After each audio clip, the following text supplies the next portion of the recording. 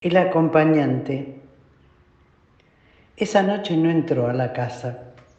Pasó la tranquera, dejó que Lila corriera a avisar con 3 ladridos que había llegado, soltó la yegua y dejó las varas del sulky mirando al cielo con el farol de noche colgando del eje.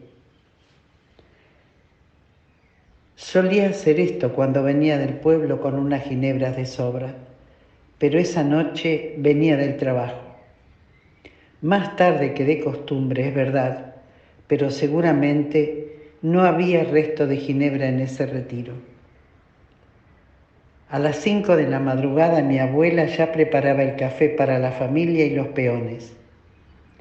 Había olor a pan que empezaba a hornearse y el cielo era de una profundidad como solamente se percibe en la llanura. Escuchó el agua cayendo de la boca de la bomba y se asomó.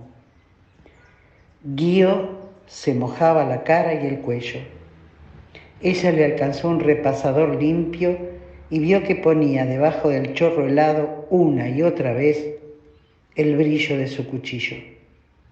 Él no lo ocultó, lo sacudió y aceptó el repasador. Mientras se secaba, sin que hubiera preguntas en medio de un amanecer con olor a pan, café y romero, le dijo: maté a un hombre. Guido Facchini era piamontés. Había llegado acompañando a Delfina, la mujer de un amigo, a su hija Palmira y al otro que traía en la panza, José. Cuando llegaron, Juan, el amigo de Guido, ya había decidido morirse antes de enfrentar a su familia con la otra que había armado acá, en la Loma Verde. Así que la viuda, recién enterada de su viudez, enfurecida con el muerto y jurando no pisar el cementerio jamás, se quedó un tiempo en la casa de unos paisanos.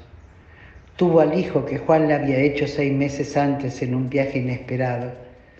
Trabajó, se dejó ayudar por Guido, que evidentemente la quería, y juntos, sin que hubiera una relación más allá que la que da el ser inmigrante y hablar la misma lengua, fueron armando un capital y compraron un campo pequeño. José creció a su lado y aprendió de él a leer las nubes, a predecir las lluvias, a avisar que llegaban las mangas de langosta y a indicarle a los paisanos dónde hacer la parva de pasto para los animales según vinieran los aguaceros ese año. Cuando José se hizo cargo del campo, que ya era bastante más extendido, Guido compró 2 percherones robustos y a diario recorría en sulky los 12 kilómetros entre el pueblo y Rosario. Había conseguido conchavarse con los tranvías a caballo que subían desde el puerto por Avenida Pellegrini.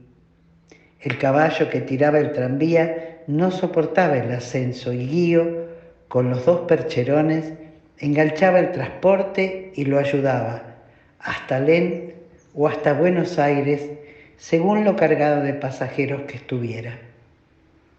Era cornetín de los tranvías a caballo. Cada 2 o 3 cuadras hacía sonar una corneta de lata anunciando su paso. El último viaje era a las 6 de la tarde. Dejaba los percherones en la cuadra de un amigo lombardo, panadero y bonachón. Ponía los arreos en el sulky y tomaba la calle Plata para entrar por el lado de las quintas al pueblo y a la casa. Rosario estaba en el auge de la mafia. Chicho Grande y Ágata Cruz Galifi, su hija, reproducían en la llanura pampeana, en la ciudad del puerto y el trigo, el actuar de la mafia siciliana. Robos, asesinatos, secuestros extorsivos, prostíbulos, juego clandestino e hipódromo. Bullía la delincuencia en el Rosario de los años 20 mientras se hablaba de los ojos negros y hermosos de la pantera o también de la flor de la mafia. Así llamaban a la hija del jefe supremo que estaba en connivencia con la policía y los políticos. Eran gángster cobraban por seguridad a través de redes de protección contra ellos mismos y tenían esbirros de poca monta que asaltaban los caminos y las casas pobres. Guío sabía, porque ya había pasado con el dueño de ramos generales del pueblo, que los de poca monta merodeaban los caminos solitarios sorprendiendo a los desprevenidos. A Humberto, el dueño de los ramos generales, lo bajaron del forte una noche y él les entregó todo, hasta el auto que no quisieron porque no sabían manejar, pero no quiso darles el anillo que era legado de su padre. No solo se quedaron con el anillo, le llevaron los dedos anular y mayor chorreando sangre y lo dejaron condenado a usar un guante negro para ocultar la ofensa hasta el día de su muerte.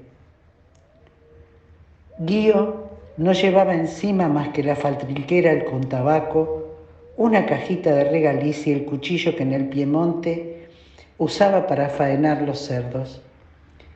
Siempre lo llevaba sostenido en su cinturón de cuero rústico.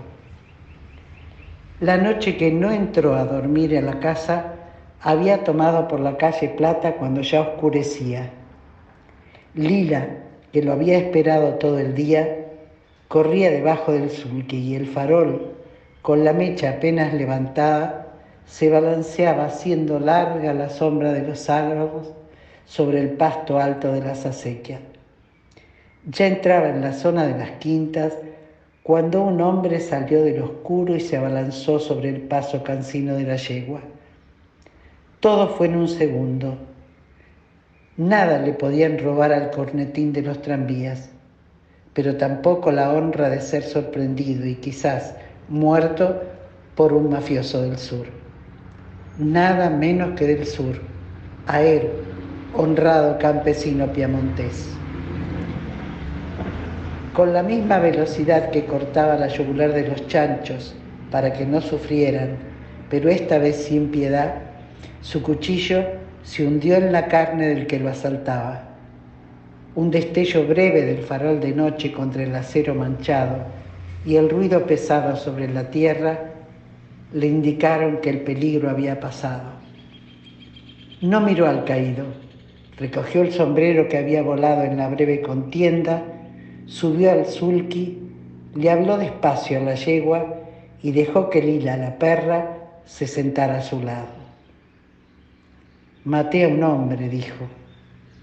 Entró, bebió despacio el café, esperó el amanecer y se metió en el galpón de los arreos.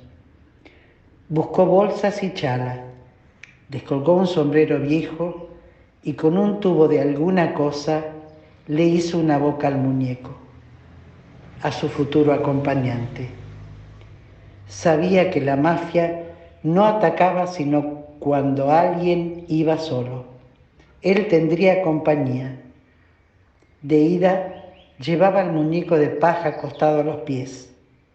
De vuelta armaba varios cigarros, amarraba el muñeco al asiento del sulky y con una ventriloquía perfecta volvía conversando en dialecto y fumando todo el camino. Ponía un cigarrillo encendido en el tubico del acompañante de vez en cuando y a veces hasta cantaban, ora uno, ora el otro con la misma garganta. Guío murió con 98 años. Tenía infinitos aguaceros sin canículas instalados en su cuerpo flaco. Nunca tomó un remedio, jamás habló de dolores. Al final se sentaba en la silla baja y dormitaba la mayor parte del día. En ese final le dijo Juan, un adolescente que lo adoraba y había heredado, quién sabe por qué misterio, sus ojos del color de las tormentas. Juan, dame un geniol. Mi padre le alcanzó el remedio y un jarro de agua. Maté a un hombre, le dijo. Nunca despertó de esa confesión.